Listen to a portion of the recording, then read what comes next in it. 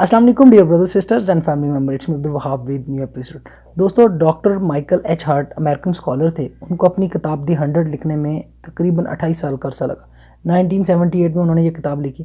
اس کتاب میں انہوں نے ایک رینکنگ کی۔ اس رینکنگ میں انہوں نے دنیا کے جو 100 انفلوئنشل پیپل تھے، جنہوں نے دنیا میں کچھ تبدیلیاں لے کے آئے تھے، جن کو دنیا نے ان کا اثر قبول کیا تھا، ان کے بارے میں لکھا۔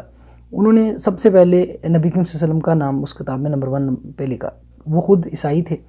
یہ ایک بڑی کنٹروورسی بن گئی کہ ایک عیسائی جو اس وقت مسلمانوں کی تعداد جو ہے وہ عیسائیوں کی ڈبل ہے مسلمانوں سے، انہوں نے کہا کہ مطلب اتنے لوگ ہیں عیسائیت میں ہیں، پورا یورپ عیسائی ہے، اور یہ خود ڈاکٹر مائیکل ہارٹ بھی عیسائی ہیں، تو انہوں نے مسلمانوں کے جو نبی ہیں ان کو پہلے نمبر پہ کیوں لکھا ہے؟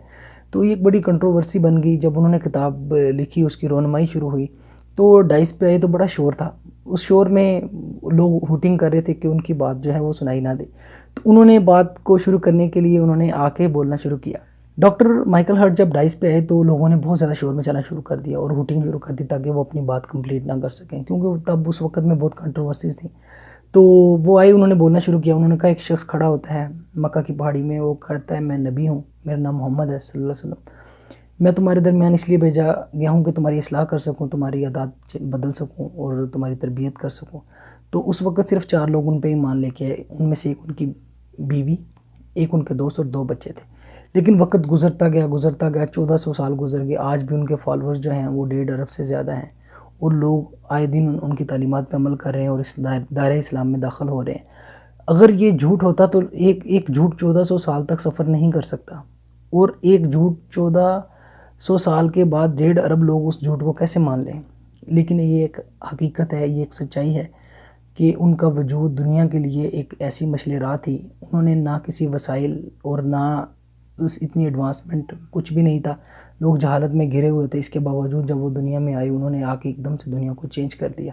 ان کی محنت دنیا کے لیے مشعل راہ ہے۔ اور حضرت عیسیٰ کے بارے میں انہوں نے کہا کہ شاید ان کو اتنی زیادہ محنت نہیں کرنی پڑی۔ بہرحال ان کی ایک رائے تھی جس کو لوگوں نے اس وقت نہیں اتنا پسند کیا۔ تب انہوں نے اس میں بدھا کو بھی انہوں نے مینشن کیا۔ اس نے نمبر 2 پہ آئزیک نیوٹن جو ہیں ان کو مینشن کیا۔ تو اس نے ابراہیم لنکن کو اس لسٹ میں نہیں ڈالا۔ تو اس نے مینشن کیا کہ میری 28 سال کی محنت ہے، اور اس میں نے پوری اسٹڈی کی ہے، میں نے ان کی ساری سرکمسٹانسز دیکھے ہیں، اس وقت ان کے پاس کیا وسائل تھے، انہوں نے کس طرح سے انفلوئنس کیا لوگوں پہ۔ تو انہوں نے کہا کہ آج بھی جو لوگ ہیں نبی صلی اللہ علیہ وسلم سے اتنی محبت کرتے ہیں کہ ان کی خاطر لڑنے مرنے پہ اور ان کی ناموس پہ اپنا آپ قربان کر دیتے ہیں، اپنی جان قربان، اپنی آل اولاد قربان کر دیتے ہیں۔ یہ میں نے کہیں بھی نہیں دیکھا کہ کسی کا اتنے انفلوئنس 1400 سال گزرنے کے بعد بھی ہو۔ تو یہ سٹوری میری نظر سے گزری، مجھے لگا میں آپ سے شیئر کروں۔ This all about today. Thank you so much for watching. Have a nice day. Take care. اللہ حافظ۔ بائے۔